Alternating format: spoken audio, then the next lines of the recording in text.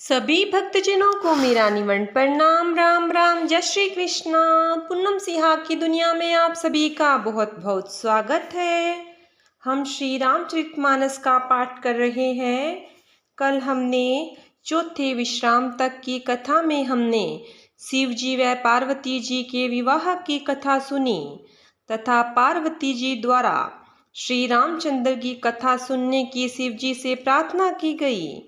शिव जी ने निर्गुण व सगुण राम के बारे में बताया। अब आगे की कथा हम आज श्रवण करेंगे। शिव जी ने कहा, हे पार्वती, निर्मल रामचरितमानस की वह मंगलमयी कथा सुनो जिसे काक भुशुंडी ने विस्तार से कहा और पक्षियों के राजा गरुड़ जी ने सुना था। वह श्रेष्ठ संवाद जिस प्रकार हुआ वह मैं आगे कहूँगा। अभी तुम श्री रामचंद्र जी के अवतार का परम सुंदर एवं पवित्र पापनाशक चरित्र सुनो। श्री हरि के गुण, नाम, कथा और रूप सभी अपार, अगणित और असीम हैं। फिर भी हे पार्वती, मैं अपनी बुद्धि के अनुसार कहता हूँ, तुम आदर पूर्वक सुनो। हे पार्वती, सुनो। वेद शास्त्रों ने श्री हरि के सुंदर, विस्तृत और निर्मल चरित्रों का गान किया है। हरि का अवतार जिस कारण से होता है वह कारण बस यही है, ऐसा नहीं कहा जा सकता। अनेकों कारण हो सकते हैं और ऐसे भी हो सकते हैं जिन्हें कोई जान ही न सकता हो।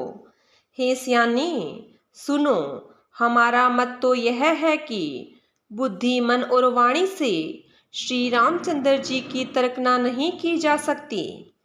तथापि संत, मुनि, वेद और पुराण अपनी अपनी बुद्धि के अनुसार जैसा कुछ कहते हैं और जैसा कुछ मेरी समझ में आता है, हे सुमुखी, वही कारण मैं तुमको सुनाता हूँ।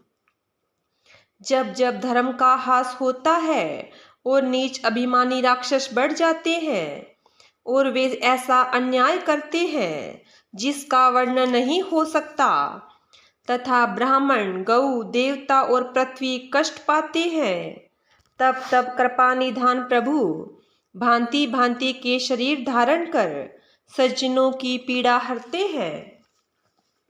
वे असुरों को मारकर देवताओं को स्थापित करते हैं, अपने श्वास रूप वेदों की मर्यादा की रक्षा करते हैं और जगत में अपना निर्मल यश फैलाते हैं। श्री रामचंद्र जी के अवतार का यह कारण है। उसी यश को गा गा कर भगत जन भव सागर से तर जाते हैं। कृपा सागर भगवान भक्तों के हित के लिए शरीर धारण करते हैं। श्री रामचंद्र जी के जन्म लेने के अनेक कारण हैं जो एक से बढ़कर एक विचित्र हैं। हे सुंदरी, बुद्धि वाली भवानी, मैं उनके 2-1 जन्मों का विस्तार से वर्णन करता हूँ। तुम सावधान होकर सुनो। श्री हरि के जय और विजय 2 प्यारे द्वारपाल हैं जिनको सब कोई जानते हैं। उन दोनों भाइयों ने ब्राह्मण, संक आदि के शाप से असुरों का तामसी शरीर पाया। एक का नाम था हिरण्यकश्यपु और दूसरे का हिरण्याक्ष। ये देवराज इंद्र के गर्व को छुड़ाने वाले सारे जगत में प्रसिद्ध हुए। वे युद्ध में विजय पाने वाले विख्यात वीर थे। इनमें से एक हिरण्याक्ष को भगवान ने वराहसुहर का शरीर धारण करके मारा। फिर दूसरे हिरण्यकश्यपु का नरसिंह रूप धारण करके वध किया और अपने भक्त प्रहलाद का सुंदर यश फैलाया। वे दोनों जाकर देवताओं को जीतने वाले तथा बड़े योद्धा रावण और कुंभकर्ण नामक बड़े बलवान और महावीर राक्षस हुए जिन्हें सारा जगत जानता है। भगवान के द्वारा मारे जाने पर भी वे हिरण्याक्ष और हिरण्यकश्यपु इसलिए मुक्त नहीं हुए कि ब्राह्मण के वचन शाप का प्रमाण 3 जन्म के लिए था। अतः एक बार उनके कल्याण के लिए भक्त प्रेमी भगवान ने फिर अवतार लिया। वहाँ उस अवतार में कश्यप और अदिति उनके माता पिता हुए, जो दशरथ और कौशल्या के नाम से प्रसिद्ध थे। एक कल्प में इस प्रकार अवतार लेकर उन्होंने संसार में पवित्र लीलाएं की। एक कल्प में सब देवताओं को जलंधर दैत्य ने युद्ध में हार जाने के कारण दुखी होकर शिवजी ने उसके साथ बड़ा घोर युद्ध किया, पर वह महाबली दैत्य मारे नहीं मरता था। उस दैत्यराज की स्त्री परम सती बड़ी ही पतिव्रता थी। उसी के प्रताप से त्रिपुरासुर जैसे अजय शत्रु का विनाश करने वाले शिवजी भी उस दैत्य को नहीं जीत सके। प्रभु ने छल से उस स्त्री का व्रत भंग कर देवताओं का काम किया। जब उस स्त्री ने यह भेद जाना, तब उसने क्रोध करके भगवान को शाप दिया। लीलाओं के भंडार कृपालु हरि ने उस स्त्री के शाप को प्रमाण में दिया, स्वीकार किया। वही जलंधर उस कल्प में रावण हुआ, जिसे श्री रामचंद्र जी ने युद्ध में मारकर परम पद दिया। एक जन्म का कारण यह था जिससे श्री रामचंद्र जी ने मनुष्य देह धारण किया। हे भरद्वाज मुनि, सुनो, प्रभु के प्रत्येक अवतार की कथा का कवियों ने नाना प्रकार से वर्णन किया है। एक बार नारद जी ने शाप दिया, अंततः एक कल्प के लिए उसके लिए अवतार हुआ। यह बात सुनकर पार्वती जी बड़ी चकित हुई और बोली कि नारद जी तो विष्णु भक्त और ज्ञानी हैं। मुनि ने भगवान को शाप किस कारण दिया? लक्ष्मीपति भगवान ने उनका क्या अपराध किया था? हे पुरारी शंकर जी, यह कथा मुझसे कहिए। मुनि नारद के मन में मोह होना बड़े आश्चर्य की बात है। तब महादेव जी ने हंसकर कहा, न कोई ज्ञानी है न मूर्ख। श्री रघुनाथ जी जब जिसको जैसा करते हैं, वह उसी क्षण वैसा ही हो जाता है। याज्ञवल्क्य जी कहते हैं, हे भरद्वाज, मैंने श्री रामचंद्र जी के गुणों की कथा कहता हूँ, तुम आदर से सुनो। तुलसीदास जी कहते हैं, मान और मद को छोड़कर आवागमन का नाश करने वाले रघुनाथ जी को भजो। हिमालय पर्वत में एक बड़ी पवित्र गुफा थी। उसके समीप ही सुंदर गंगा जी बहती थी। वह परम पवित्र सुंदर आश्रम देखने पर नारद जी के मन को बहुत ही सुहावना लगा। पर्वत, नदी और वन के सुंदर विभागों को देखकर नारद जी का लक्ष्मीकांत भगवान के चरणों में प्रेम हो गया। भगवान का स्मरण करते ही उन नारद मुनि के शाप की, जो शाप उन्हें दक्ष प्रजापति ने दिया था और जिसके कारण वे एक स्थान पर नहीं ठहर सकते थे, गति रुक गई और मन के स्वाभाविक ही निर्मल होने से उनकी समाधि लग गई। नारद मुनि की यह तपोमयी स्थिति देखकर देवराज इंद्र डर गया। उसने कामदेव को बुलाकर उसका आदर सत्कार किया और कहा कि मेरे हित के लिए तुम अपने सहायकों सहित नारद की समाधि भंग करने को जाओ। यह सुनकर मीन ध्वज कामदेव मन में प्रसन्न होकर चला। इंद्र के मन में यह डर हुआ कि देव ऋषि नारद मेरी पूरी अमरावती का निवास राज्य चाहते हैं। जगत में जो कामी और लोभी होते हैं, वे कुटिल कौवे की तरह सबसे डरते हैं। जैसे मूर्ख कुत्ता सिंह को देखकर सूखी हड्डी लेकर भागे और वह मूर्ख यह समझे कि कहीं उस हड्डी को सिंह छीन न ले, वैसे ही इंद्र को नारद जी मेरा राज्य छीन लेंगे, ऐसा सोचते लाज नहीं आई। जब कामदेव उस आश्रम में गया, तब उसने अपनी माया से वहां वसंत ऋतु को उत्पन्न किया। तरह तरह के वृक्षों पर रंग बिरंगे फूल खिल गए। उन पर कोयलें कूकने लगी और भंवरे गुंजार करने लगे। कामाग्नि को भड़काने वाली 3 प्रकार की शीतल मंद और सुगंध सुहावनी हवाएं चलने लगी। रंभा आदि नवयुवती देवंगनाएं जो सब की सब काम कला में निपुण थी, वे बहुत प्रकार के तानों की तरंग के साथ गाने लगी और हाथ में गेंद लेकर नाना प्रकार के खेल खेलने लगी। कामदेव अपने इन सहायकों को देखकर बहुत प्रसन्न हुआ और फिर उसने नाना प्रकार के माया जाल किए, परंतु कामदेव की कोई भी कला मुनि पर असर न कर सकी। तब तो पापी कामदेव अपने ही नाश के भय से डर गया। लक्ष्मीपति भगवान जिसके बड़े रक्षक हो, भला उसकी सीमा मर्यादा को कोई दबा सकता है। तब अपने सहायकों समेत कामदेव ने बहुत डर कर और अपने मन में हार मानकर बहुत ही आर्त दीन वचन कहे हुए मुनि के चरणों को जा पकड़ा। नारद जी के मन में कुछ भी क्रोध न आया। उन्होंने फिर यह वचन कहकर कामदेव का समाधान किया। तब मुनि के चरणों में सिर नवाकर और उनकी आज्ञा पाकर कामदेव अपने सहायकों सहित लौट आया। देवराज इंद्र की सभा में जाकर उसने मुनि की सुशीलता और अपनी करतूत सब कही, जिसे सुनकर सबके मन में आश्चर्य हुआ और उन्होंने मुनि की बड़ाई करके श्री हरि को सिर नवाया। तब नारद जी शिव जी के पास गए। उनके मन में इस बात का अहंकार हो गया कि हमने कामदेव को जीत लिया। उन्होंने कामदेव के चरित्र शिव जी को सुनाए और महादेव जी ने उन नारद जी को अत्यंत प्रिय जानकर इस प्रकार शिक्षा दी। हे मुनि, मैं तुमसे बार बार विनती करता हूँ कि जिस तरह यह कथा तुमने मुझे सुनाई है, उस तरह भगवान श्री हरि को कभी मत सुनाना। चर्चा भी चले तब भी इसको छिपा जाना। यद्यपि शिव जी ने यह हित की शिक्षा दी, पर नारद जी को वह अच्छी नहीं लगी। हे भरद्वाज, अब कौतुक तमाशा सुनो। हरि की इच्छा बड़ी बलवान है। श्री रामचंद्र जी जो करना चाहते हैं वही होता है।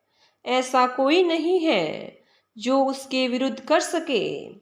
श्री शिव जी के वचन नारद जी के मन को अच्छे नहीं लगे। तब वे वहां से ब्रह्मलोक को चल दिए। एक बार गान विद्या में निपुण मुनिनाथ नारद जी हाथ में सुंदर वीणा लिए हरि गुण गाते हुए क्षीर सागर को गए। वहां वेदों के मस्तक स्वरूप मूर्तिमान वेदांत तत्व लक्ष्मी निवास भगवान नारायण रहते हैं। रमा निवास भगवान उठकर बड़े आनंद से उनसे मिले और ऋषि नारद जी के साथ आसन पर बैठ गए।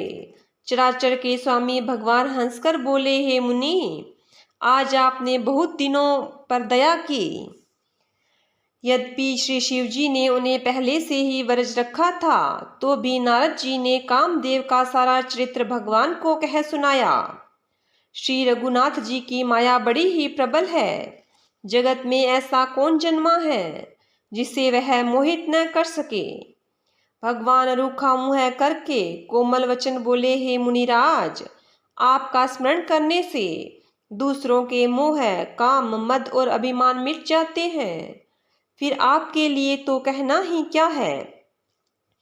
हे मुनि, सुनिए, मोह तो उसके मन में होता है जिसके हृदय में ज्ञान वैराग्य नहीं है।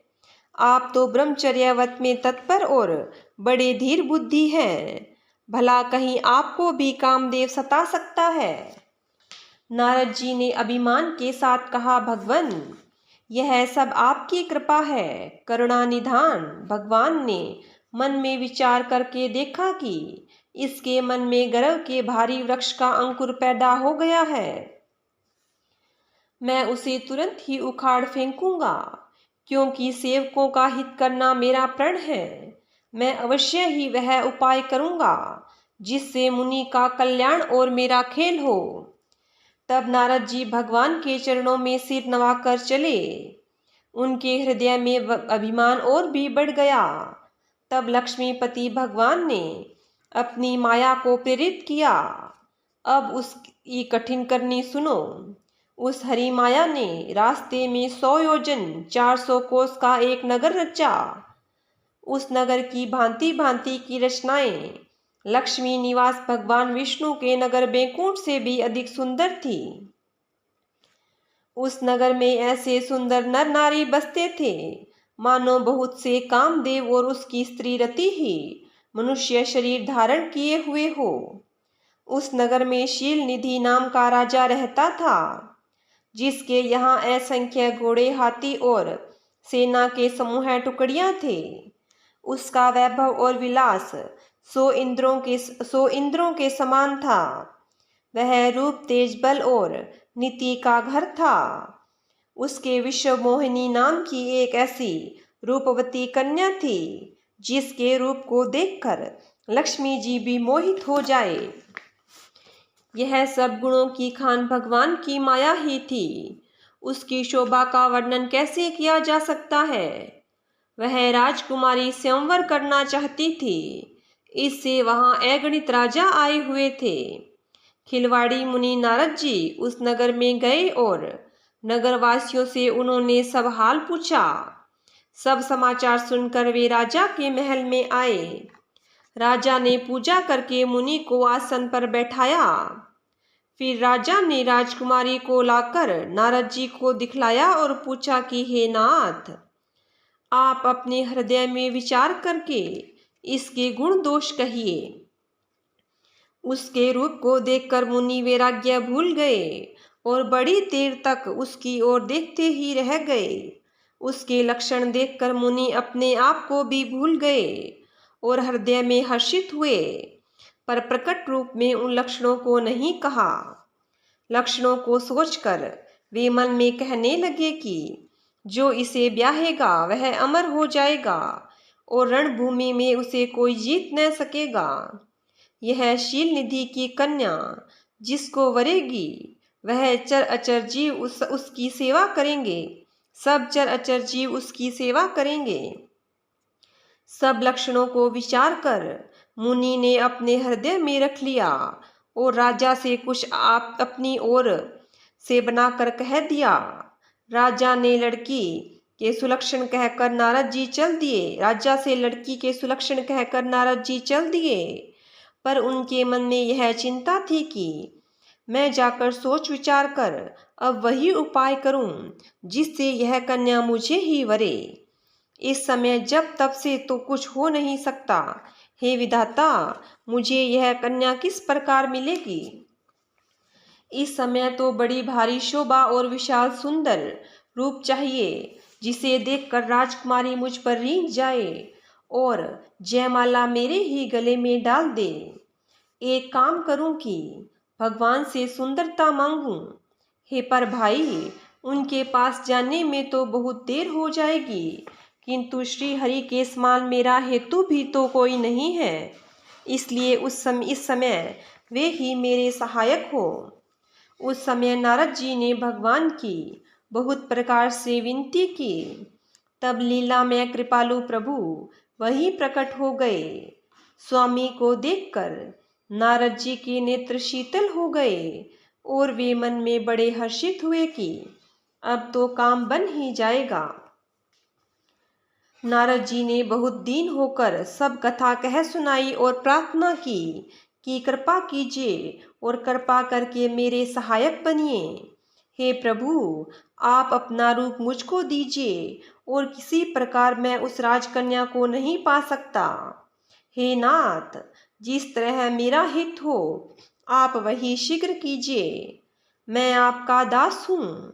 अपनी माया का विशाल बल देख दीन दयालु भगवान मन ही मन हंसकर बोले, हे नारद जी सुनो, जिस प्रकार आपका परम हित होगा हम वही करेंगे, दूसरा कुछ नहीं। हमारा वचन असत्य नहीं होता। हे योगी मुनि सुनिए, रोग से व्याकुल रोगी कुपथ्य मांगे तो वैद्य उसे नहीं देता। इसी प्रकार मैंने भी तुम्हारा हित करने की ठान ली। ऐसा कहकर भगवान अंतर्ध्यान हो गए। भगवान की माया के वशीभूत हुए मुनि ऐसे मूढ़ हो गए कि वे भगवान की स्पष्ट वाणी को भी न समझ सके। ऋषिराज नारद जी तुरंत वहां गए जहां स्वयंवर की भूमि बनाई गई थी। राजा लोग खूब सज धज कर समाज सहित अपने अपने आसन पर बैठे थे। मुनि नारद मन ही मन प्रसन्न हो रहे थे कि मेरा रूप बड़ा सुंदर है, मुझे छोड़ कन्या भूलकर भी दूसरे को नहीं वरेगी। कृपा निधान भगवान ने मुनि के कल्याण के लिए उन्हें ऐसा कुरूप बना दिया जिसका वर्णन नहीं हो सकता, पर यह चरित्र कोई भी न जान सका। सबने उन्हें नारद ही जानकर प्रणाम किया। वहां 2 शिवजी के गण भी थे। वे सब भेद जानते थे और ब्राह्मण का वेश बनाकर सारी लीला देखते फिरते थे। वे भी बड़े मोजी थे। नारद जी अपने हृदय में रूप का बड़ा अभिमान लेकर जिस समाज पंक्ति में जाकर बैठे थे, ये शिवजी के दोनों गण भी वहीं बैठ गए। ब्राह्मण के वेश में होने के कारण उनकी इस चाल को कोई न जान सका। वे नारद जी को सुना सुना कर व्यंग्य वचन कहते थे। भगवान ने इनको अच्छी सुंदरता दी है, इनकी शोभा देखकर राजकुमारी रींझ ही जाएगी और हरि वानर जानकर इन्हीं को खास तौर से वरेगी। नारद मुनि को मोह हो रहा था क्योंकि उसका मन दूसरे के हाथ माया के वश में था। शिव जी के गण बहुत प्रसन्न होकर हंस रहे थे। यद्यपि मुनि उनकी अटपटी बातें सुन रहे थे, पर बुद्धि भ्रम में सनी हुई होने के कारण वे बातें उनकी समझ में नहीं आती थी। उनकी बातों को वे अपनी प्रशंसा समझ रहे थे। इस विशेष चरित्र को और किसी ने नहीं जाना, केवल राजकन्या ने नारद जी का वह रूप देखा। उनका बंदर सा मुंह और भयंकर शरीर देखते ही कन्या के हृदय में क्रोध उत्पन्न हो गया। तब राजकुमारी सखियों को साथ लेकर इस तरह चली मानो राजहंसनी चल रही है। वह अपने कमल जैसे हाथों में जयमाला लिए सब राजाओं को देखती हुई घूमने लगी।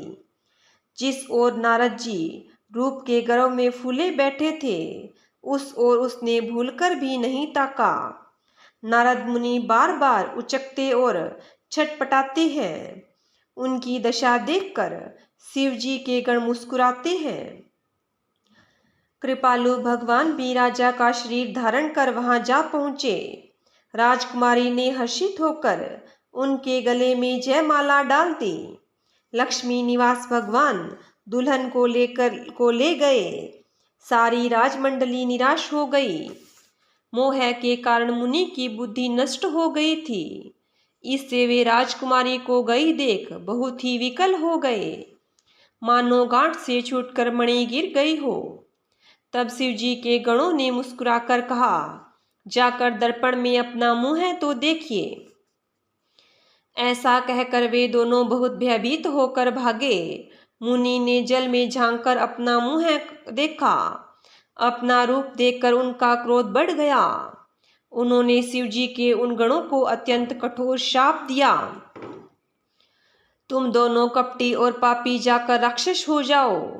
तुमने हमारी हंसी की, उसका फल चखो। अब फिर किसी मुनि की हंसी करना। मुनि ने फिर जल में देखा तो उन्हें अपना असली रूप प्राप्त हो गया। तब भी उन्हें संतोष नहीं हुआ। उनके होठ फड़क रहे थे, मन क्रोध से भरा था। तुरंत ही वे भगवान कमलापति के पास चले। मन में सोचते जाते थे, जाकर या तो शाप दूंगा या प्राण दे दूंगा। उन्होंने जगत में मेरी हंसी कराई। दैत्यों के शत्रु भगवान हरि उन्हें बीच रास्ते में ही मिल गए। साथ में लक्ष्मी जी और वही राजकुमारी थी। देवताओं के स्वामी भगवान ने मीठी वाणी में कहा, हे मुनि, व्याकुल की तरह कहाँ चले। ये शब्द सुनते ही नारद को बड़ा क्रोध आया। माया के वशीभूत होने के कारण मन में चेत नहीं रहा। मुनि ने कहा, तुम दूसरों की संपदा नहीं देख सकते। तुम्हारे में ईर्ष्या और कपट बहुत है। समुद्र मथते समय तुमने शिव जी को बावला बना दिया और देवताओं को प्रेरित करके उन्हें विषपान कराया। असुरों को मदिरा और शिव जी को विष देकर तुमने स्वयं लक्ष्मी और सुंदर कौस्तुभ मणि ले ली। तुम बड़े धोखेबाज और मतलबी हो, सदा कपट का व्यवहार करते हो। तुम परम स्वतंत्र हो, सिर पर तो कोई है नहीं।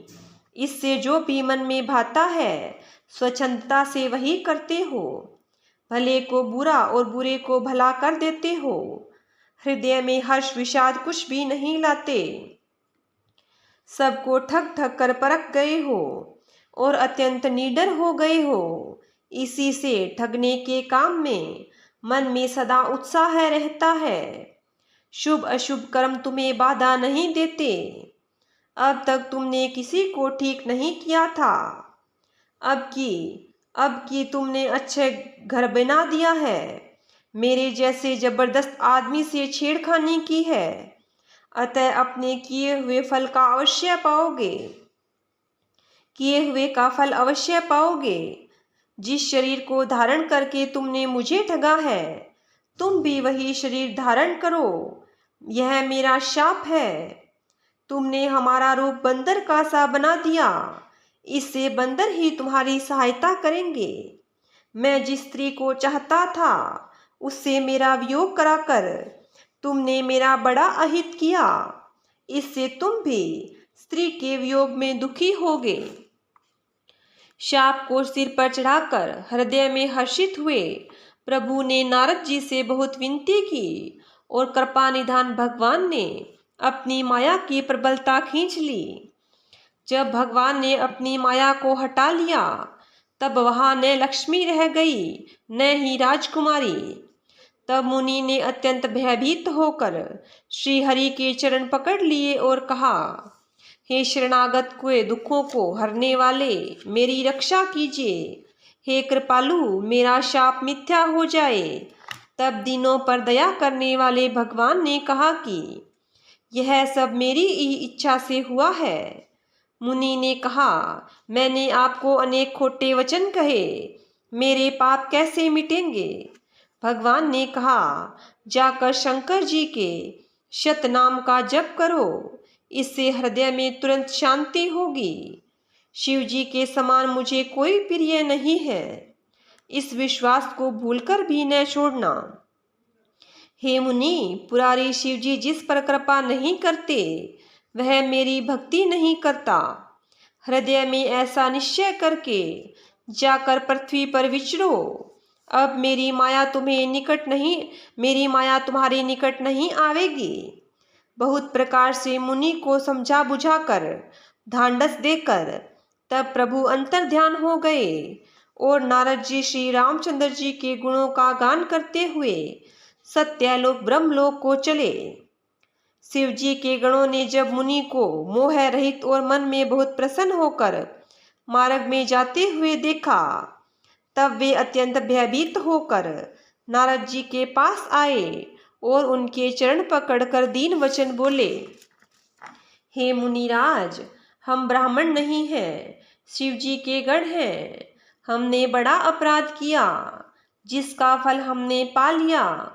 हे कृपालु, अब शाप दूर करने की कृपा कीजिए। दीनों पर दया करने वाले नारद जी ने कहा, तुम दोनों जाकर राक्षस हो। तुम्हें महान ऐश्वर्य, तेज और बल की प्राप्ति हो। तुम अपनी भुजाओं के बल से जब सारे विश्व को जीत लोगे तब भगवान विष्णु मनुष्य रूप धारण करके आएंगे। युद्ध में श्री हरि के हाथ से तुम्हारी मृत्यु होगी, जिससे तुम मुक्त हो जाओगे और फिर संसार में जन्म नहीं लोगे। वे दोनों मुनि के चरणों में सिर नवाकर चले और समय पाकर राक्षस हुए। देवताओं को प्रसन्न करने वाले, सज्जनों को सुख देने वाले और पृथ्वी का भार हरण करने वाले भगवान ने एक कल्प में इसी कारण मनुष्य का अवतार लिया था। इस प्रकार भगवान के अनेकों सुंदर, सुखदायक और अलौकिक जन्म और कर्म हैं।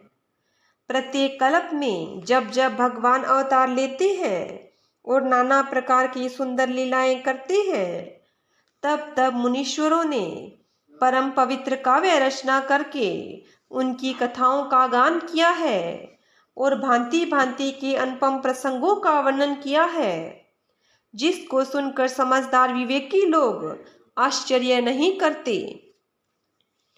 श्री हरि अनंत है, उनका कोई पार नहीं पा सकता और उनकी कथा भी अनंत है। सब संत लोग उसे बहुत प्रकार से कहते सुनते हैं। श्री रामचंद्र जी के सुंदर चरित्र करोड़ों कल्पों में भी गाए नहीं जा सकते।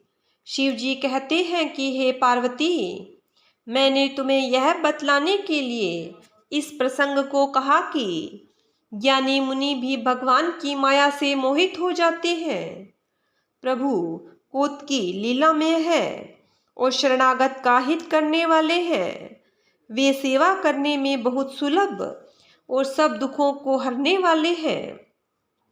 देवता, मनुष्य और मुनियों में ऐसा कोई नहीं है जिसे भगवान की महान बलवती माया मोहित न कर दे। मन में ऐसा विचार कर उस महामाया के स्वामी प्रेरक भगवान श्री हरि का भजन करना चाहिए। हे गिरिजा कुमारी, हे गिरिराज कुमारी, जब भगवान के अवतार पर यह भगवान के अवतार का दूसरा कारण सुनो। मैं उसकी विचित्र कथा विस्तार से कहता हूँ, जिस कारण से जन्म रहित, निर्गुण, रूप रहित, अव्यक्त सच्चिदानंद घन ब्रह्म अयोध्यापुरी के राजा हुए।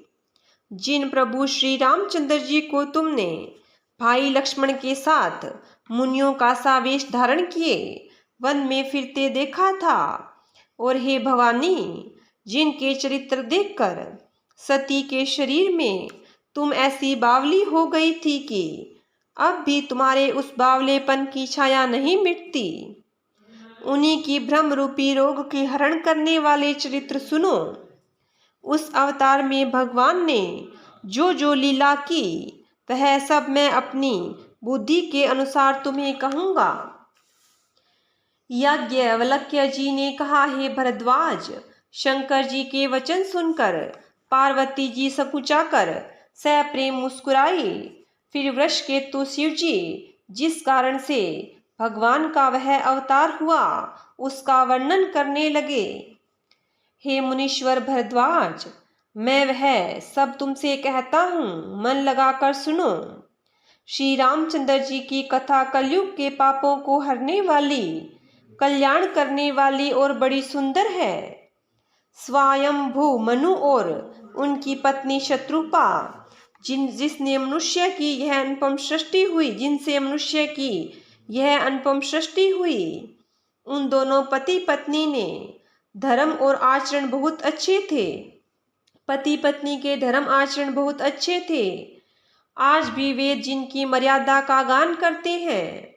राजा उत्तानपाद उनके पुत्र थे, जिनके पुत्र प्रसिद्ध हरि भक्त ध्रुव जी हुए। उन मनु जी के छोटे लड़के का नाम प्रियव्रत था, जिसकी प्रशंसा वेद और पुराण करते हैं।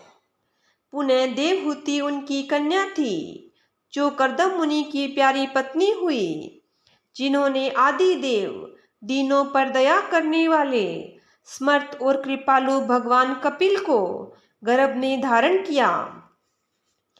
तत्वों का विचार करने में अत्यंत निपुण जिन कपिल भगवान ने सांख्य शास्त्र का प्रकट रूप में वर्णन किया, उन स्वयंभू मनु ने बहुत समय तक राज्य किया और सब प्रकार से भगवान की आज्ञा रूप शास्त्रों की मर्यादा का पालन किया। घर में रहते बुढ़ापा आ गया, परंतु विषयों से वैराग्य नहीं होता। यह इस बात को सोचकर उनके मन में बड़ा दुख हुआ कि श्री हरि की भक्ति के बिना जन्म यूं ही चला गया। तब मनु जी ने अपने पुत्र को जबरदस्ती राज्य देकर स्वयं स्त्री सहित वन को गमन किया। अत्यंत पवित्र और साधकों की सिद्धि देने वाला, तीर्थों में श्रेष्ठ नैमिषारण्य प्रसिद्ध है। वहाँ मुनियों और सिद्धों के समूह बसते हैं। राजा मनु हृदय में हर्षित होकर वहीं चले। वे धीर बुद्धि वाले राजा रानी मार्ग में जाते हुए ऐसे सुशोभित हो रहे थे मानो ज्ञान और भक्ति ही शरीर धारण किए जा रहे हो। चलते चलते वे गोमती के किनारे जा पहुँचे। हर्षित होकर उन्होंने निर्मल जल में स्नान किया। उनको धर्म धुरंधर राज ऋषि जानकर सिद्ध और ज्ञानी मुनि उनसे मिलने आए। जहाँ जहाँ सुंदर तीर्थ थे, मुनियों ने आदर पूर्वक सभी तीर्थ उनको करा दिए। उनका शरीर दुर्बल हो गया। वे मुनियों के से वल्कल वस्त्र धारण करते थे और संतों के समाज में नित्य पुराण सुनते थे और द्वादशाक्षर मंत्र ओम नमो भगवते वासुदेवाय का प्रेम सहित जप करते थे। भगवान वासुदेव के चरण कमलों में उन राजा रानी का मन बहुत ही लग गया। वे साग फल और कंद का आहार करते थे और सच्चिदानंद ब्रह्म का स्मरण करते थे। फिर वे श्री हरि के लिए तप करने लगे और मूल फल को त्याग कर केवल जल के आधार पर रहने लगे।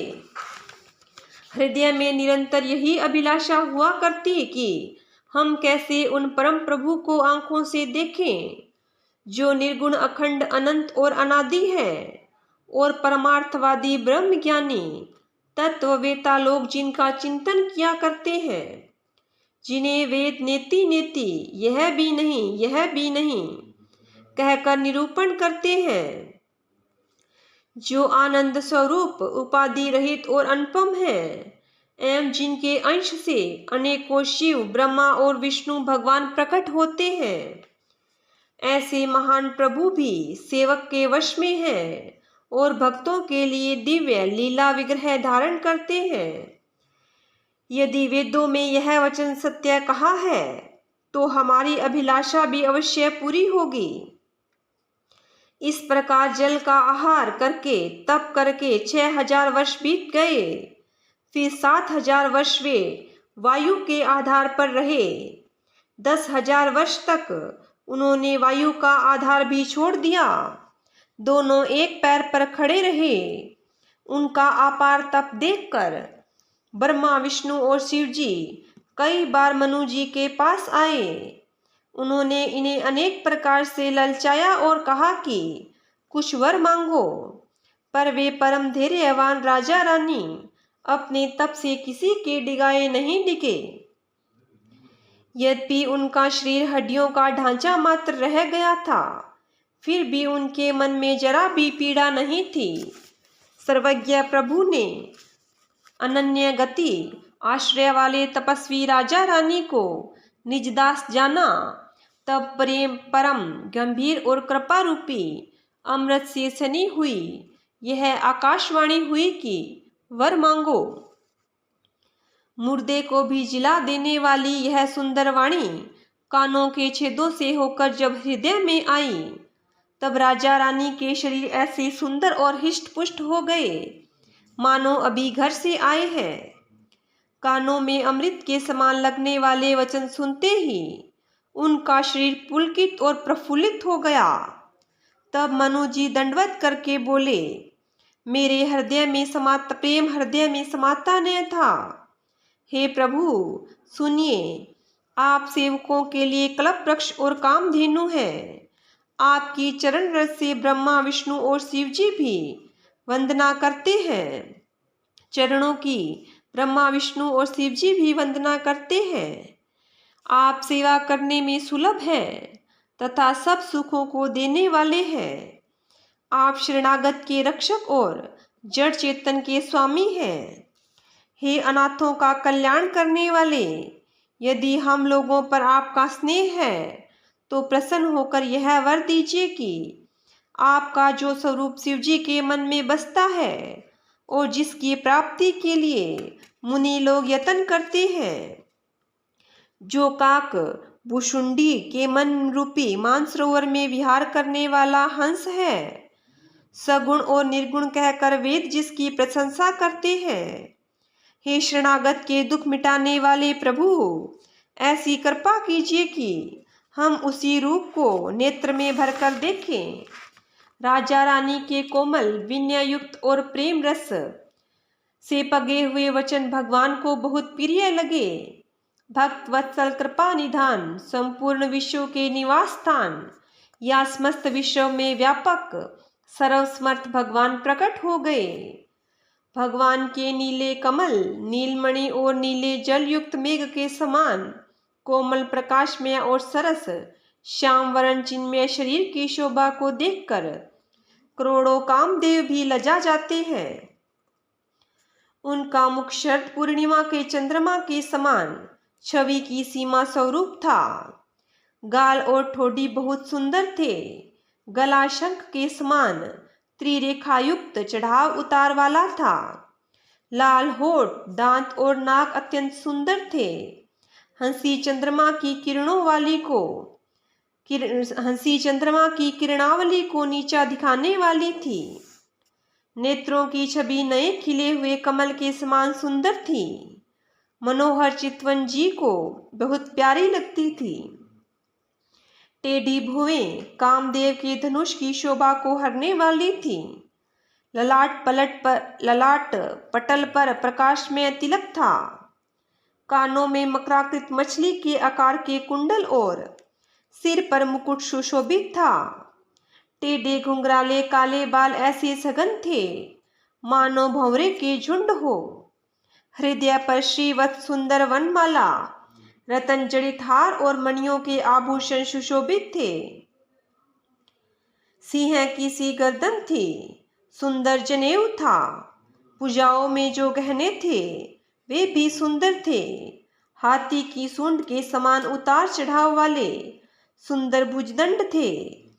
कमर में तरकश और हाथ में बाण और धनुष शोभा पा रहे थे। स्वर्ण वर्ण का प्रकाशमय पीतांबर बिजली को लजाने वाला था। पेट पर सुंदर 3 रेखाएं त्रिवली थी। नाभि ऐसी मनोहर थी मानो यमुना जी के भंवरों की छवि को छीन लेती हो जिसने मुनियों के मन रूपी भंवरे बसते हैं। भगवान के उन चरण कमलों का तो वर्णन ही नहीं किया जा सकता। भगवान के बाएं भाग में सदा अनुकूल रहने वाली शोभा की राशि जगत की मूल कारण रूपा आदि शक्ति श्री जानकी जी सुशोभित है। जिनके अंश से गुणों की खान अगणित लक्ष्मी, पार्वती और ब्रह्माणी त्रिदेवों की शक्तियां उत्पन्न होती है तथा जिनकी भौवें के इशारे से ही जगत की रचना हो जाती है, वही भगवान की स्वरूपा शक्ति श्री सीता जी श्री रामचंद्र जी के बाईं ओर स्थित है। शोभा के समुद्र श्री हरि के रूप को देखकर मनुष्य रूपा नेत्रों के पटपल के रोके हुए एक तक स्तब्ध रह गए। उस अनुपम रूप को वे आदर सहित देख रहे थे और देखते देखते अगाते ही न थे। आनंद के अधिक वश में हो जाने के कारण उन्हें अपने देह की सुधि भूल गई। वे हाथों से भगवान के चरण पकड़कर दंड की तरह सीधी भूमि पर गिर पड़े। कृपा की राशि प्रभु ने अपने कर कमलों से उनके मस्तकों का स्पर्श किया और उन्हें तुरंत ही उठा लिया। फिर कृपा निधान भगवान बोले, मुझे अत्यंत प्रसन्न जानकर और बड़ा भारी दानी मानकर जो मन को भाए वही वर मांग लो। प्रभु के वचन सुनकर दोनों हाथ जोड़कर और धीरज धरकर राजा ने कोमल वाणी कही, हे नाथ, आपके चरण कमलों को देखकर अब हमारी सारी मनोकामनाएं पूरी हो गई। फिर भी मन में एक बड़ी लालसा है, उसका पूरा होना सहज भी है और अत्यंत कठिन भी, इसी से उसे कहते नहीं बनता। हे स्वामी, आपके लिए तो उसका पूरा करना बहुत सहज है, पर मुझे अपनी कर्पणता दीनता के कारण यह अत्यंत कठिन मालूम होता है।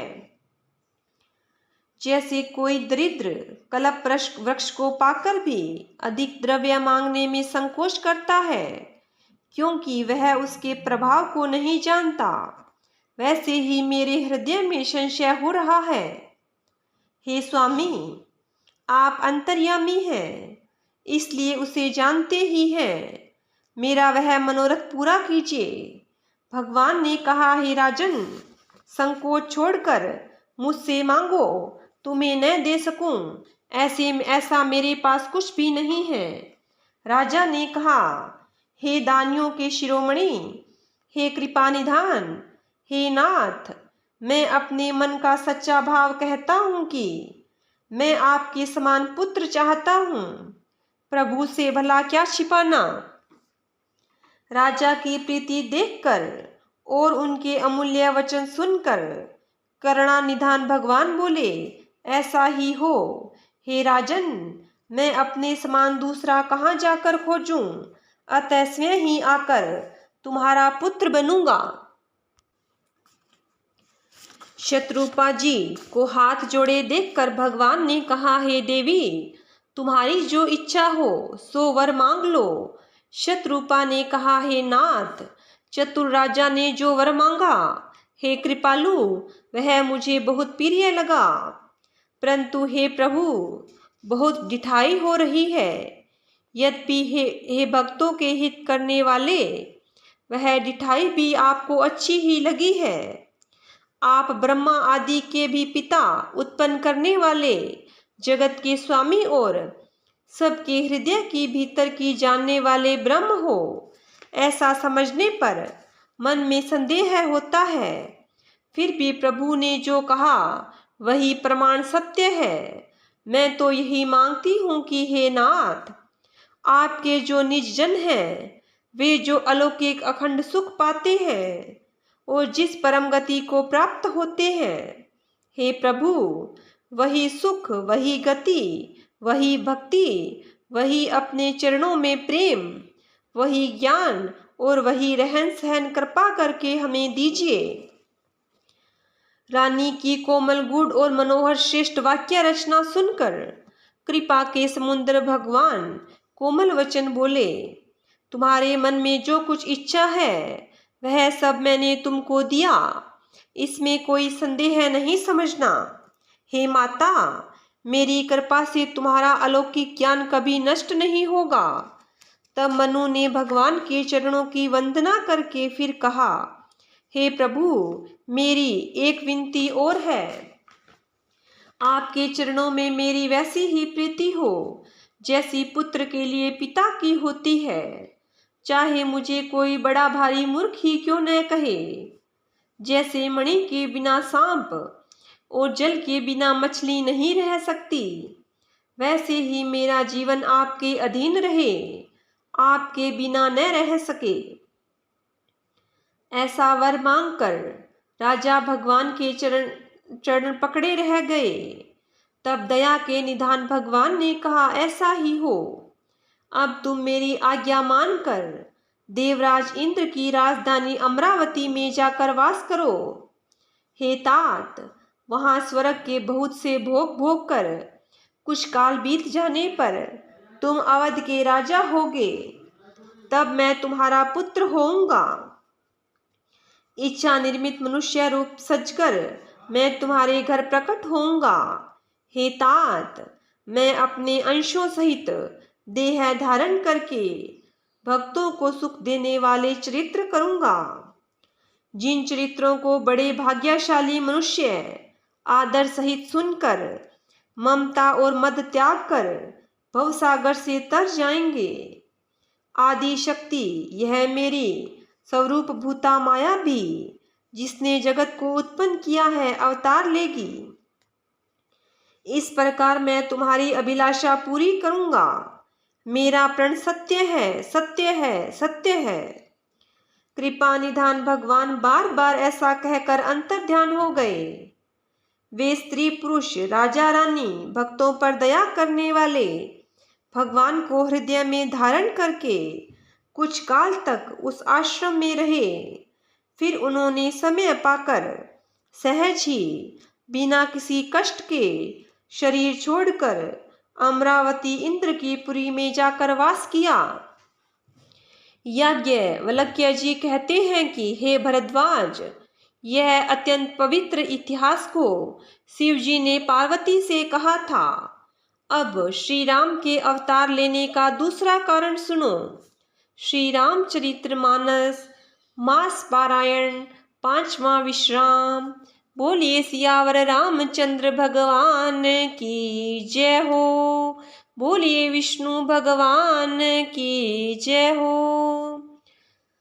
श्री राम जय जय राम। श्री राम जय जय राम। श्री राम जय जय राम।